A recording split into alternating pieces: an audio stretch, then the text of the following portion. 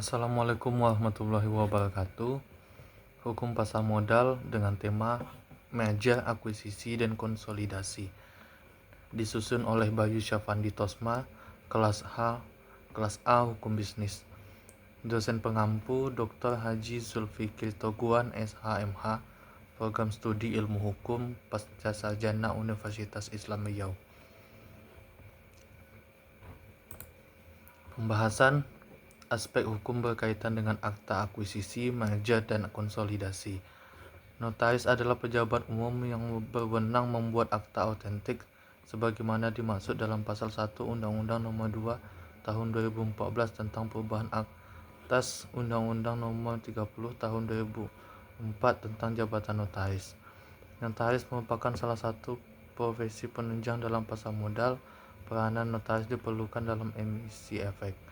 Dalam emisi saham, notaris berperan dalam membuat akta perubahan anggaran dasar emiten dan apabila diinginkan oleh para pihak, notaris juga berperan dalam membuat perjanjian penjamin emisi efek atau underwriter, perjanjian antara penjamin emisi efek dan perjanjian agen penjualan.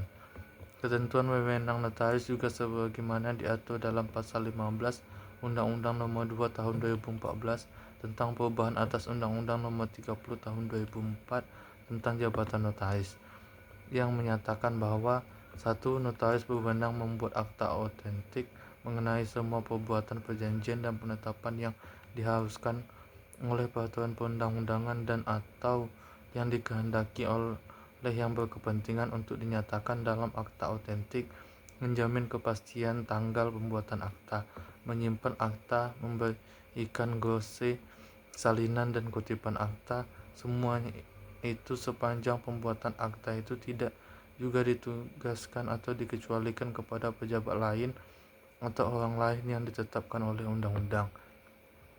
2. Selain kewenangan sebagaimana diatur dalam pasal pada ayat 1, notaris berwenang pula a. mengesahkan tanda tangan dan menetapkan kepastian tanggal surat di bawah tangan dengan mendaftar dalam buku khusus.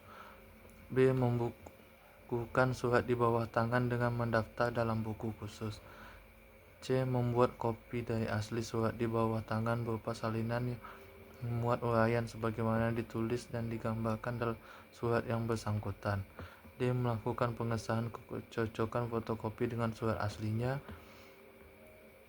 E. memberikan penyuluhan hukum hubungan dengan pembuatan akta. F. membuat akta yang berkaitan dengan pertahanan. Atau G. membuat akta risalah lelang. Berbicara tentang akta notaris sebagai alat bukti autentik, pada pasal 1868 Kitab Undang-Undang Hukum Perdata menyatakan suatu akta autentik ialah suatu akta yang dibuat dalam bentuk yang ditentukan undang-undang oleh dan atau di hadapan pejabat umum yang berwenang untuk itu dan tempat akta itu dibuat.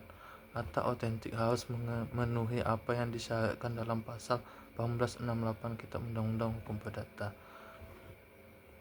Sifatnya kumulatif atau harus meliputi semuanya.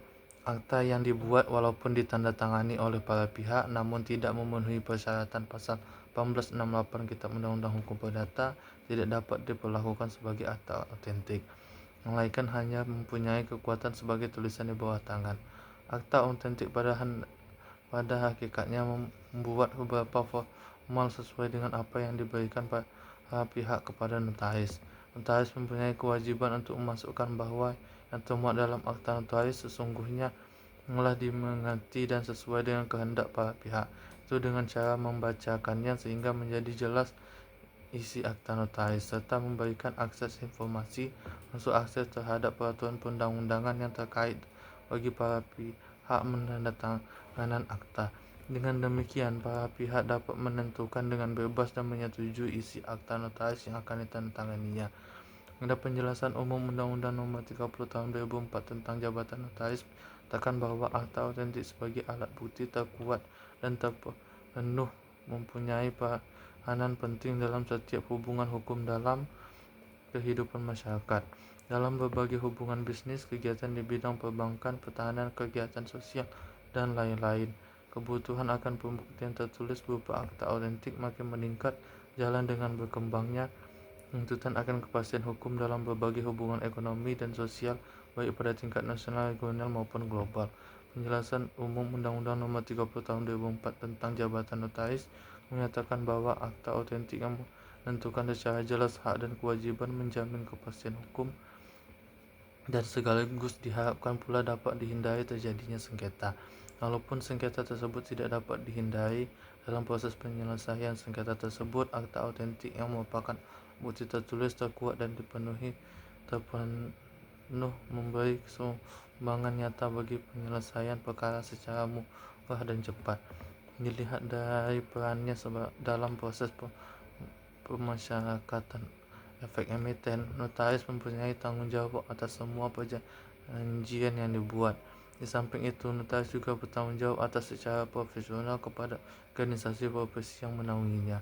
Pasar modal merupakan lembaga pembiayaan alternatif maupun karakteristik yang berbeda dengan institusi keuangan lainnya, khususnya dalam mempertemukan dan merumuskan kepentingan para pihak dalam suatu perjanjian di hadapan notaris.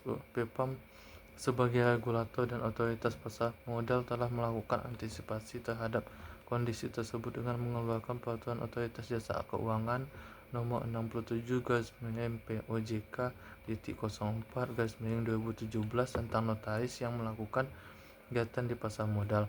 Notaris yang melakukan kegiatan di pasar modal wajib lebih dahulu terdaftar di OJK dan memenuhi persyaratan yang telah ditentukan. Persyaratan yang dimaksud ternyata dalam pasal 3 Peraturan OJK Nomor 67 Tahun 2017. Dengan demikian, peranan notaris di pasar modal sangat diperlukan, terutama dalam hubungan dengan penyusunan anggaran dasar para pelaku pasar modal seperti emiten, perusahaan publik, perusahaan efek, dan reksadana. Di samping itu, notaris juga melakukan penyusunan kontrak-kontrak penting seperti kontrak reksadana, kontrak penjaminan emisi, dan kontrak perwaliamanatan. Untuk itu, notaris perlu memahami peraturan pasar modal yang berlaku dan melaksanakan kegiatan secara independen. Kaitannya dengan aspek hukum mengenai akta pengambil alihan atau akuisisi berdasarkan pasal 128 ayat 1 Undang-Undang Nomor 40 Tahun 2007 tentang perseroan terbatas menyatakan bahwa apabila LPS telah menyetujui rancangan pengambil alihan, rancangan pengambil alihan ini dituangkan dalam akta pengambil alihan. Dua akta pengambil alihan dibuat di hadapan notaris dalam bahasa Indonesia. Selanjutnya, akta penggabungan atau merger dibuat di hadapan notaris bahwa selama rancangan penggabungan belum dituangkan ke dalam akta penggabungan yang dibuat di hadapan notaris, penggabungan belum dapat dilaksanakan.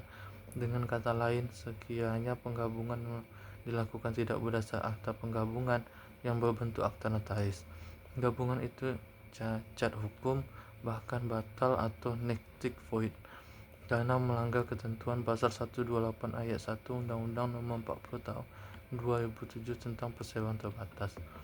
Begitu pula dengan akta peleburan atau konsolidasi harus dibuat di hadapan notaris, dan bahwa akta peleburan terbentuk akta notaris ini merupakan syarat mutlak atas keabsahan dan validasi akta peleburan.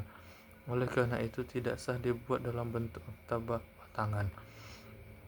Maka dapat disimpulkan bahwa dengan membuat akta pengambil alihan atau akuisisi, akta penggabungan atau merger, dan akta peleburan atau konsolidasi di hadapan notaris, maka akta-akta tersebut mempunyai kekuatan hukum yang sempurna. Sekian dari saya, Bayu Syafandi Tosma. Wabillahi taufiq wal hidayah. Assalamualaikum warahmatullahi wabarakatuh.